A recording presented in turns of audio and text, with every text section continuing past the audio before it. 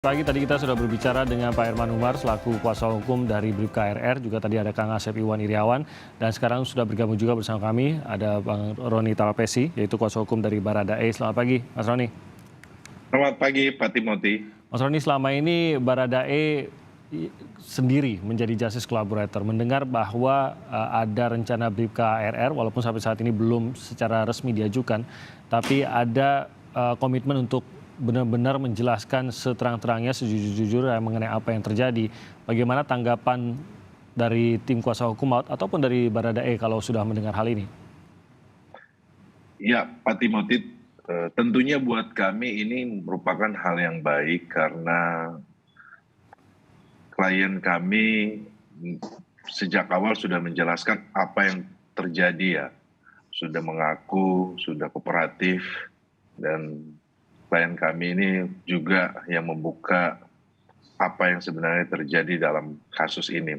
Nah, terkait dengan saudara RR yang beberapa hari ini kami melihat bahwa ada BAP, ada keterangan-keterangan yang diberikan oleh saudara RR, tentunya ini kan menjadi satu rangkaian cerita yang akhirnya menjadi utuh ya. Kemarin kan masih terpisah-terpisah, Pak Timothy.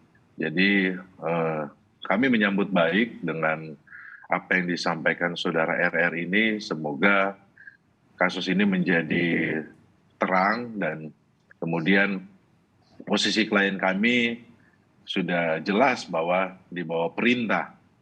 Juga kemarin yang TKP di Saguling juga saudara RR sudah sampaikan mengenai kronologisnya. Nah, ini buat kami ini merupakan hal yang baik, Pak Timothy. Jadi ini dianggap bisa menguatkan posisi klien Anda ya, terutama dalam klaim bahwa ini hanya menjalankan perintah gitu, Mas Roni. Betul Pak Timothy, karena kalau tidak salah saya melihat bahwa kemarin ada juga keterangan dari saudara RR bahwa menjelaskan juga pun sempat diperintah, saudara RR menolak ya. Nah, dalam hal ini buat kami ya, dari awal kan kami sudah tegaskan bahwa klien kami ini cuma hanya berdasarkan perintah, tetapi kan kemarin mungkin belum ada bukti saksi yang lain mendukung, kemudian kemarin kan sudah akhirnya saudara RR sampaikan ya. Seperti itu Pak Timothy. Oke, dan ini bisa dikonfirmasi ya Pak Herman bahwa apa yang dilihat sesuai dengan apa yang dikatakan oleh Mas Roni tadi disampaikan oleh kliennya? Ya, seperti apa yang disampaikan, artinya saling, walaupun tidak semua sama, tetapi rangkaian itu bisa saling mendukung. Keterangan saudara RR, keterangan dari Richard, mungkin ada keterangan-keterangan lain yang terutama yang di lokasi kejadian itu pasti antara RR sama Richard pasti itu saling bersesuaian. Tinggal mungkin ada yang jeda, itu tinggal keyakinan hakim nanti. Jeda yang Anda sebutkan tadi ya, bahwa RR masuk belakangan itu tadi ya? Iya. Oke. Nah, targetnya benarkah bahwa dengan apa yang disampaikan, kita tahu bahwa Bribka RR juga tidak menarik pelatuk begitu dalam kasus ini. Benarkah target Anda adalah klien Anda bisa bebas di sini?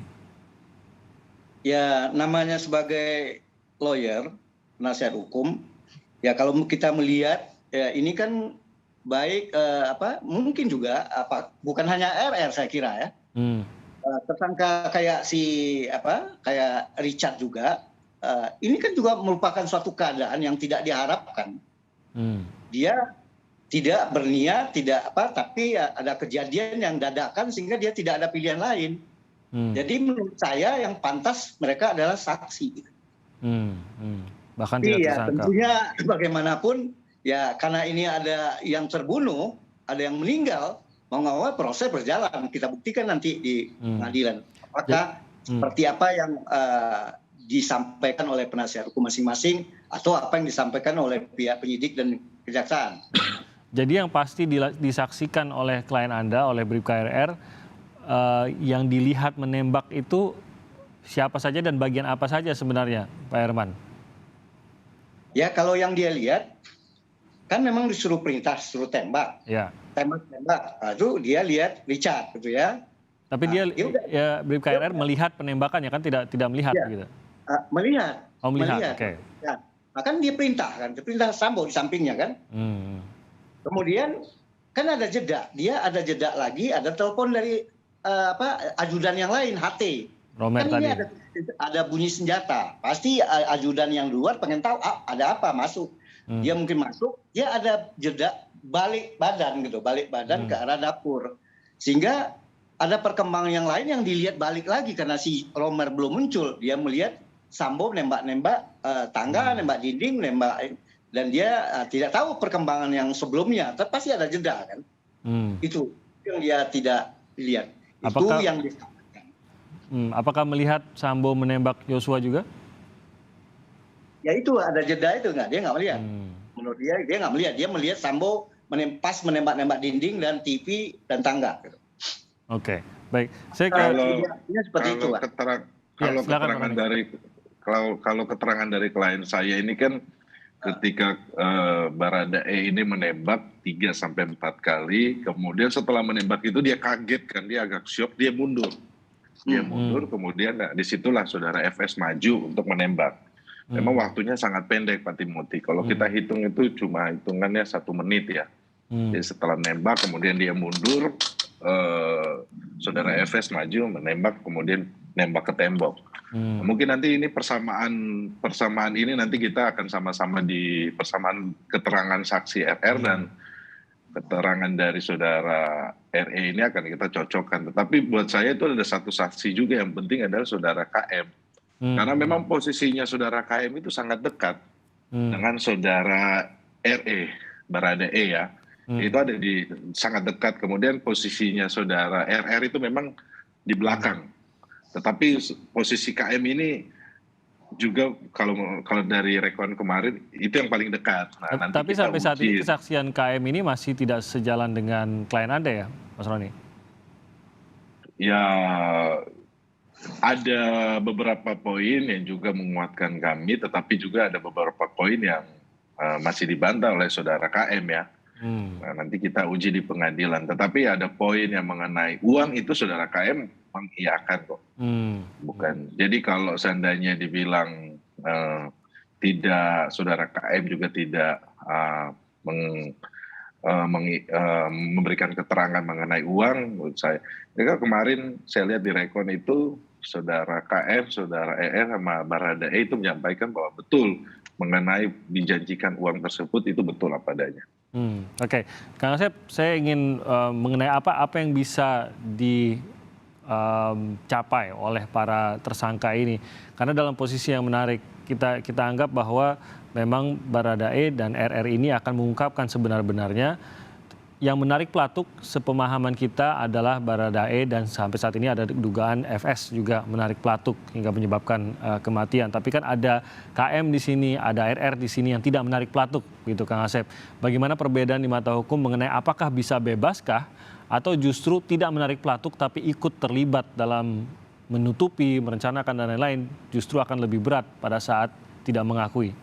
Ya, berkali-kali tim saya katakan kan bahwa ini disangkakan 340, subsidiar 338. Unsurnya barang siapa dengan sengaja ya direncanakan ya, kecuali yang menghilangkan nyawa orang lain. Disebutkan waktu diumumkan oleh Kabar Reskrim maupun Irwasum maupun Kapolri ya, perannya masing-masing. Nah, sekarang kan kalau sejak awal sering katakan ya, karena itu diperintah walaupun kemudian disangkal, tapi itu gampang, logikanya gampang. Apa dikait keterangan Pak Umar tadi, sejak awal juga emang FS sudah memerintahkan, cuman RR nggak mau. Artinya apa? Perintah jabatan untuk itu udah masuk gitu kan, pasal 51 ya. Jadi tidak dapat dipidana kalau seorang diperintah karena jabatannya. Itu jelas, asasnya ada, pasal 51 ada. Nah, cuman peran ini yang awalnya kan RR kan justru membantu kan dalam tanda petik. Nah, kita lihat perkembangan lebih lanjut, nanti kan Pak Herman lebih tahu kliennya kan. Artinya apa? Peran di sini ya sekarang menentukan ketika didakwa ya pasal 55 junto 56 juga kan. Artinya peran masing-masing. Kalau sejak awal saya berkali-kali itu tidak dapat dipidana ya, apalagi sengajanya tidak terbukti, yaitu willing intent, menghendakinya tidak terbukti karena dia tidak menghendaki gitu kan. Nah, cuma nanti catatan untuk kliennya Pak Herman sekira karena perkembangan baru ya kita belum mengetahui lebih lanjut. Kalau kan kita ikutin terus sejak awal kan.